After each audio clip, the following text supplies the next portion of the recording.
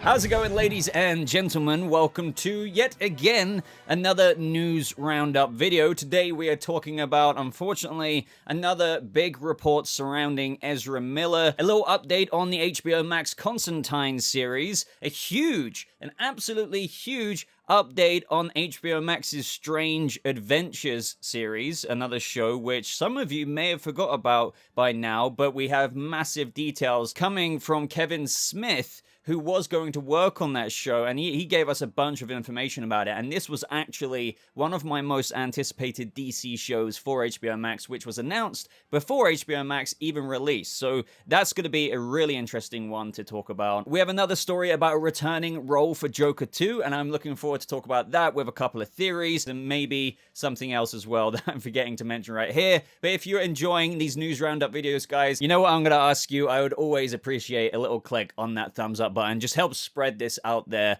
on the platform and just helps me grow my channel a little bit more. And hey, if you're enjoying this as well and you're brand new here, subscribe because we cover this stuff all the time. So let's begin with Variety's news story that broke yesterday, and that is as follows. The Flash star Ezra Miller charged with felony burglary in Vermont. And oh man, it just feels like, honestly, every single time something comes out, I feel like there's a bit of an ongoing discourse with, there's got to be something else. But realistically, I think, there's been enough things coming out now, with conflicted information here and there. Some obviously legitimate arrests and whatnot, but you think, surely there's not going to be something else. And obviously, that is most certainly what Warner Brothers Discovery is hoping, because they don't want anything else somewhat tarnishing, if you will, the Flash movie that they've got coming out June 23rd, 2023, even though, in brackets here, it could be moved again. But there seems to be something else, and then something else. So, Deadline report, Vermont State Police were notified of a burglary complaint from a residence in Stamford at 5:55 p.m. on May 1st. Police found that several bottles of alcohol were taken from the residence while the homeowners were not present. After collecting statements and looking at surveillance videos, police found probable cause to charge Miller with felony burglary into an unoccupied dwelling. The police then located Miller on August 7th at 11:23 p.m. and issued them a citation to appear in Vermont Superior Court on September 26th for arraignment. So, first of all, this happened back in May. It's just kind of breaking now with regards to the fact that the police issued Ezra a citation to appear in Vermont Superior Court on September 26th. That's why the story is somewhat coming out now. And with that Superior Court arraignment coming up September 26th, this is pretty important because, sooner or later after that, we'll find out if a conviction is made, and if a conviction is made, Ezra Miller will be a convicted felon. Now, some are saying, and I don't have anything like substantial to back this up, but it's flowing out there that possibly, take this honestly as a rumor, the residence in Stamford that was burgled was supposedly owned by Ezra Miller's mum and was being rented out. So I don't know if that's some connective tissue to this story that we'll be hearing more about possibly in coming months. But regardless, it's at the end of the day still a complaint of a burglary. The most damning thing being the fact that there's collected statements from the police, and to put the cherry on the cake, so to speak, caught in 4K on surveillance video footage is that of Ezra Miller doing what they did. So, that doesn't look too great. Will charges be dropped if it is connected to Ezra Miller's mom? I don't know, but charges have been brought by the police regardless. Now, that's more or less the story in a nutshell. Even if you toss out the rumors surrounding, how people have somehow linked this Vermont residence to Ezra Miller's mom, who apparently rents it out and whatnot, it's still another serious situation. Now, I'm sure a lot of you are thinking, as part of the course in recent months, will this affect the Flash movie? I honestly don't know what to answer there anymore because, recently with the Warner Brothers Discovery quarterly earnings report, it was said by David Zaslav, who is still insisting that the Flash movie is genuinely fantastic, it's great, as well as Black Adam. Before this report even came out, the Flash producer, Barbara Muschietti, saying that all is good in Flashland. This was said by Barbara Muschietti with regards to maybe the film being canned at the time amidst all of this, chaos going on with all the things getting cancelled left, right, and center and axed from Warner Brothers Discovery under this recent merger. But the question is, with this report on top of everything else, is all good in Flashland? I don't know, because the thing is, so much money was put into this movie. We've been hearing about this for months now. The test screenings for this and everything have been reported as really good. And of course, you might say David Zaslav, of course, will say it's great, but apparently Andy Muschietti has made a really good movie here. No matter what we think of the Ezra Miller situations and allegations, it's a product they still really want to go forward with. Now, don't get me wrong, they're most likely, and as what has been said and reported about Warner Brothers Discovery, that they might not continue and will likely not continue a relationship, a working relationship with that of Ezra Miller after the movie. But with regards to the movie, it's still too important to them. But it is still on the table, especially if more and more and more things come out. And I mean, for crying out loud, if Ezra is convicted of this felony burglary, then, you know, it's even more things. You know, already, like, I can't see a red carpet rollout with regards to Ezra Miller. I can't see a press tour with interviews and things like that. But I never finished my sentence. What is still on the table is that, of course, it could still be, I suppose, scrapped or something like that, but I don't think it would be scrapped in its entirety. I think if they really did want to go down the route of, okay, this has been tarnished too much, it could still be an HBO Max release. But even then, hearing myself say that out loud, and especially with how Warner Brothers Discovery have been carrying themselves with the most recent update from David Zaslav being like, you know, we still fully intend to do this, it's great and everything, they still want to release it. So that's why I didn't really want to go round in circles too much with the whole, you know, what's going to happen to the Flash movie. My attitude from here on out is I'm not really going to believe anything or everything with regards to stuff or speculation until we ultimately hear a report come out, okay, it's done. Or like, oh, we're doing this. Oh, we're doing a write-off there. Oh, we're still releasing it, but in this way. Or it's going to be shifted around and things changed. I don't know, but it's definitely way too late to do anything like reshoots with that of Ezra Miller. But yeah, it's just such a messy situation, like, consistently unfolding here. And despite this coming out in May now, some are claiming that Ezra has been in rehab since July. Again, with this, there's nothing to back up these claims as of right now. That wouldn't surprise me. I mean, I think Ezra should be getting help with whatever's going on, despite there being reports of a potential smear campaign, supposedly with certain allegations. There are still other clear and transparent issues that have popped up, whether some things have been coming out that have been not necessarily entirely accurate. This isn't me saying one thing or the other. I just want to present all sides of the story here. But there definitively has been, bottom line, some messy things that have happened with regards to Ezra that aren't completely 100% A-okay, and this latest one seems to be another addition to this unfolding story. So yeah, I really don't know what else to say on this. Let me know what your thoughts are. I think Warner Brothers Discovery are just going to stay silent. I think unless we get an actual conviction on September 26th and there on after, maybe that might finally incur some kind of statement and decision to be made with whatever direction they could go.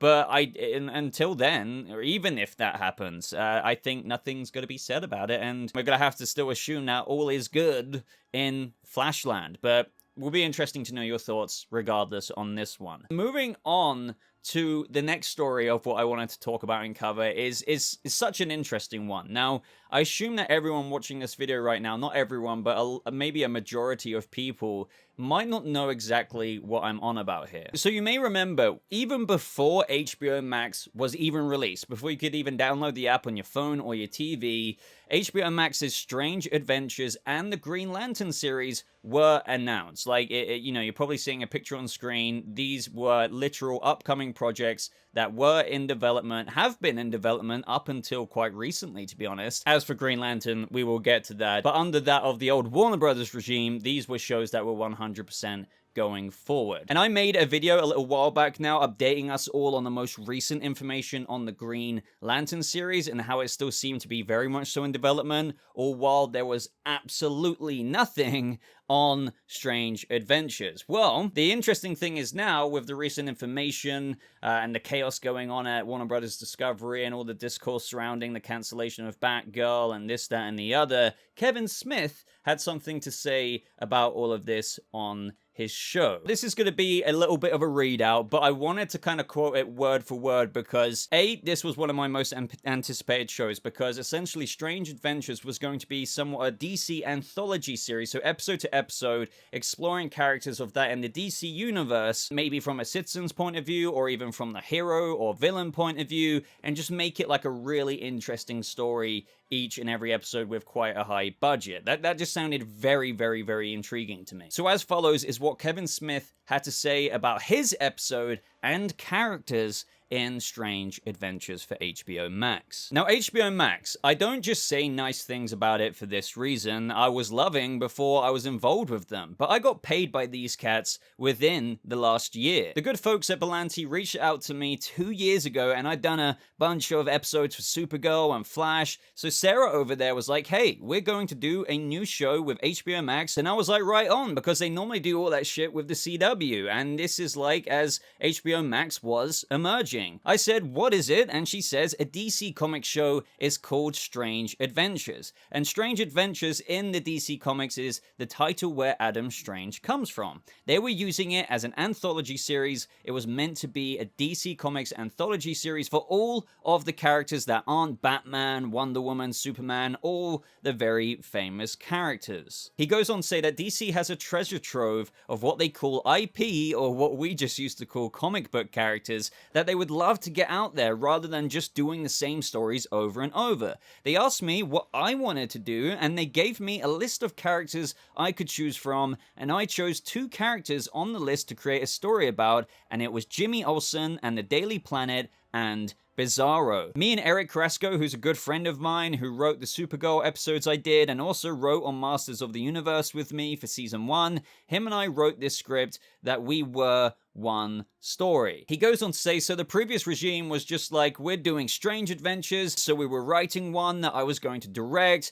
Then there were 4 other creative teams that were also writing. Some of the characters that were up for grabs were Ragman, Boston Brand / Deadman, who else I can't really remember from the top of my head. We turned in 3 drafts of the script. They loved our script. We were waiting for the other scripts of the other creatives to come in before they were going to figure out their first season, but we were on deck for the first one. And this is where he gets into the story details for his episode. So the story was a Superman-less story, which if anyone saw my Masters of the Universe, and he jokingly said this, I know how to take the main character out altogether. So it was a story about essentially the Bizarro secret origin. Bizarro wound up taking Jimmy Olsen and Perry White to Bizarro World, or a version of Bizarro World. He didn't appear as me, I'm Superman. He appeared as a guy in an old Superman costume like George Reeves or something like that. Slowly over the episode, you knew he was a guy who essentially, it was a paranormal god in a different dimension. And into that dimension one day, an edition of the Daily Planet had been sent through a teleporter,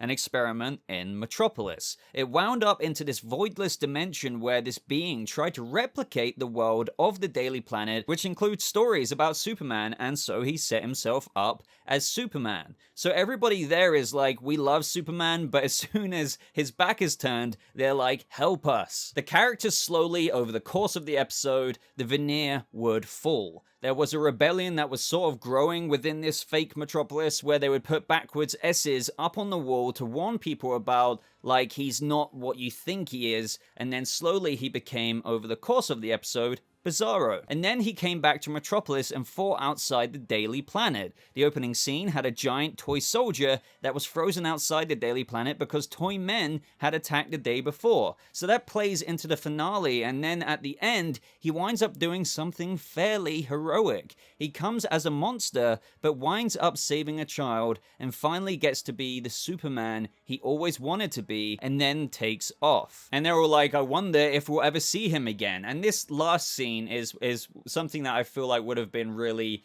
sweet and wholesome to see at the end of the episode. And at the very end, the PS scene was him at the edge of nowhere, just by himself, and a pair of boots land beside him, and it's just like, I hear you did a really good thing, and where I come from and stuff, and he was like, hi, I'm Cal, I'd like to be your friend, and he was like, friend?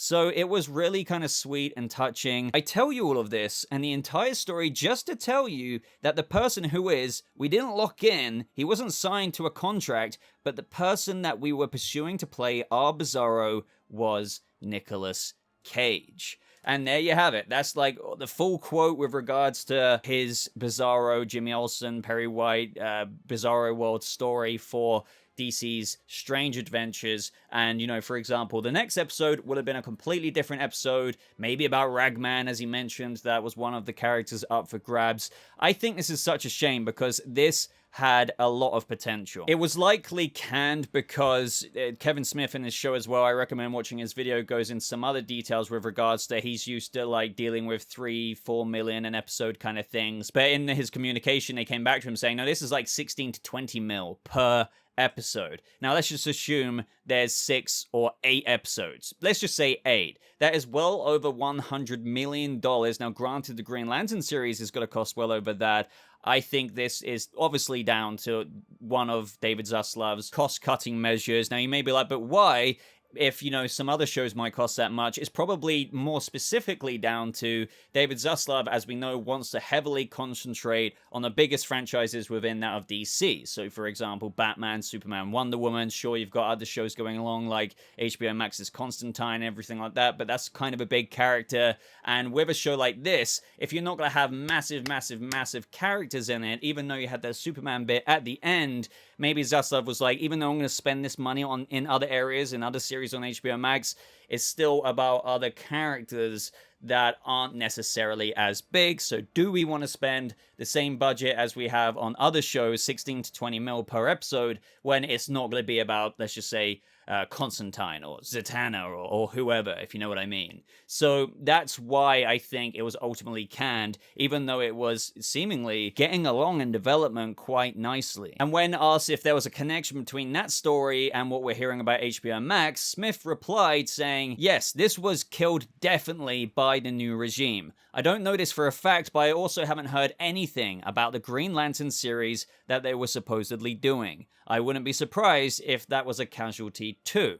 Now, with regards to his comments there, he says he doesn't know it for a fact, and I'm sure some of you have heard by now that with regards to the Green Lantern HBO Max series is that it definitely is going along still, because people are noticing that an entertainment identifier registry known as EIDR for short, a media company that keeps track of content that, you know, Warner Brothers puts out, for example, labeled the associated organization for the Green Lantern series as Warner Brothers with a release date of 2024, as you can see in this screenshot. But the thing is, this doesn't really hold so much weight to me personally, because on this database as well, you can also see a listing for Strange Adventures with more or less identical information, a release date, the same association, but hey, that one's been canned as per Kevin Smith reports it. So if you take into account there's listings for both on the EIDR database, and one that has been axed. Plus, we haven't heard anything in terms of reassurance with regards to this series amidst all of this,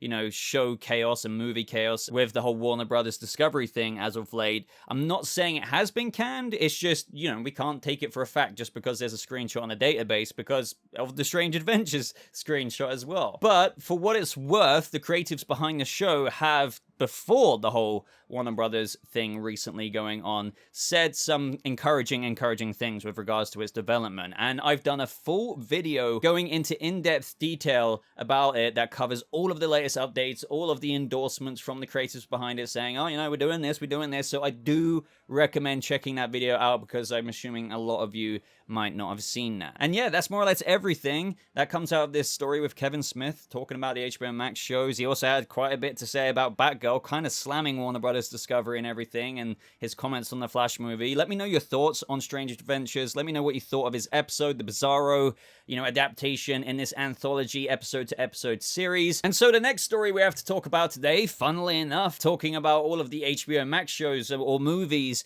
amongst the chaos with the new Warner Brothers Discovery merger as of the past few weeks, we have some encouraging news about another series on HBO Max, and that is indeed HBO Max's Constantine. And yes, I'm saying Constantine. The Sandman said Constantine in a recent Netflix series because that is actually the way the creator intends you to say the name. So if anyone says it's Constantine, Boba, yes, adaptations do say Constantine, but I'm saying it the right way, so just bear that in mind. So Deadline recently reported in an article titled The Dish, amid layoffs, how David Zaslav might deal with JJ Abrams' Bad Robot, and this gave us a few updates with regards to JJ Abrams' Bad Robot Productions deal with Warner Brothers. Now, if you didn't know already, I'm just going to give you a very, very, very brief rundown. Abrams signed a multi-million-dollar mega deal, of which has been under quite a bit of scrutiny as reported the past few months from the new Warner Brothers Discovery, because more or less not much has come out of it, as JJ Abrams still hasn't delivered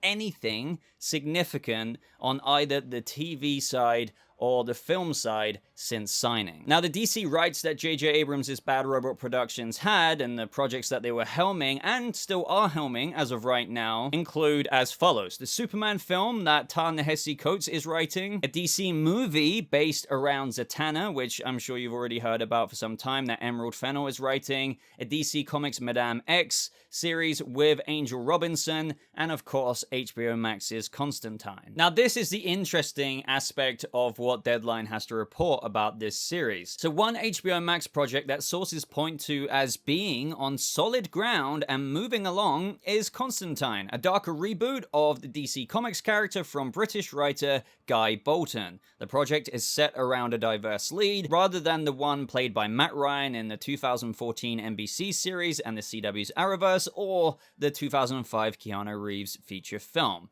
Now, this does really sound, according to what video I made, of which I honestly do really recommend checking out if you want all of these up-to-date details on the HBO Max Constantine series. I was talking about Guy Bolton in that video, and also I get into details about who Warner Brothers at the time, and who are still likely right now, looking at for the diverse role of Constantine, and that is Chopre Dirisu, who you may have seen in Gangs of London. That's where I first saw Chopre, and he was incredible in that, and I really do feel like if they're going for a diverse lead for Constantine in the series on HBO Max, if you're going to go for anyone, go for Chopre. He is fantastic. And I think he would do a really good John. So this whole update here was more to just serve that despite all of these HBO Max things going about, under the Bad Robot Productions JJ Abrams deal, like his HBO Max series is still most likely very much so going forward as reported on solid ground. So Constantine will be most definitely coming to fruition by the looks of it. And I just want to chuck a little rumor in here. Please take this with a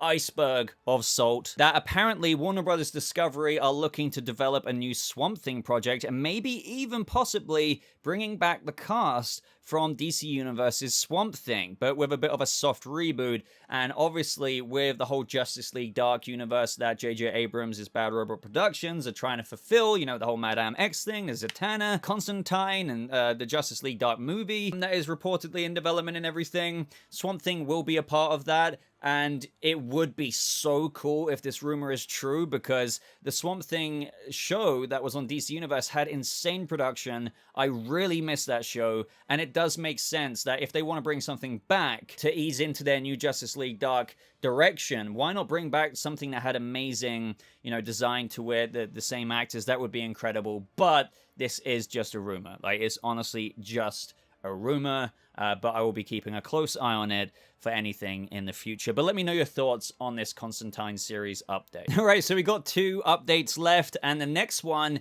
is yet another report from Deadline that released yesterday, and this surrounds Joker Folie à Deux, also known as Joker 2, I suppose, but it is just called Joker Folie à Deux, and they report that we hear on good authority that Zazie Beetz is in talks to reprise her role as Sophie Dumond in the Todd Phillips-directed Warner Brothers DC sequel Joker Folie à Deux. Beetz' Sophie was the neighbor of Arthur Fleck, a single mom struggling in Gotham City. He had delusions of having a romance with her. Now, I didn't actually expect that. It's not like a massive surprise to me or anything, but it's just a character I didn't really think about returning, given that we have Lady Gaga playing Harleen Quinzel going into Harley Quinn, I assume, by the end of the movie, and obviously Joaquin Phoenix coming back as Arthur Fleck. Supposedly, we know that most of the movie takes place within Arkham. Shocker. But it does make me think of a little theory now that given the kind of Mad Love-esque story that will be unfolding here in this musical for the sequel to Joker,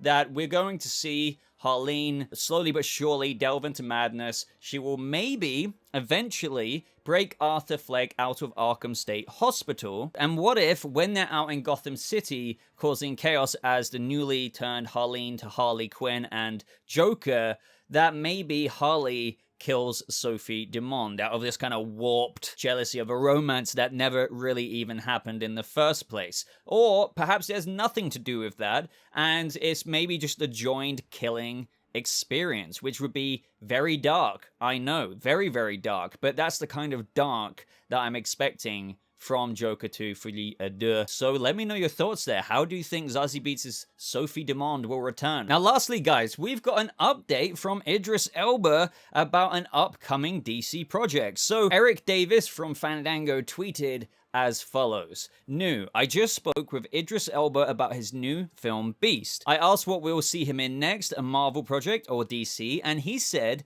DC. He said he's got a really big thing cooking for DC right now. Now that is very, very interesting. You have to think, since he's already played a role in the DCEU and that of Bloodsport, that this could be another role as Bloodsport. But what I'm more wondering about is this under one of potentially James Gunn's HBO Max series, because reportedly he's got 3 series in development in addition to Peacemaker. Some are rumored to be about Amanda Waller. Maybe he could just appear in Amanda Waller's show, but he's seeming to like beef this up as maybe his own thing, so maybe it's a Bloodsport show.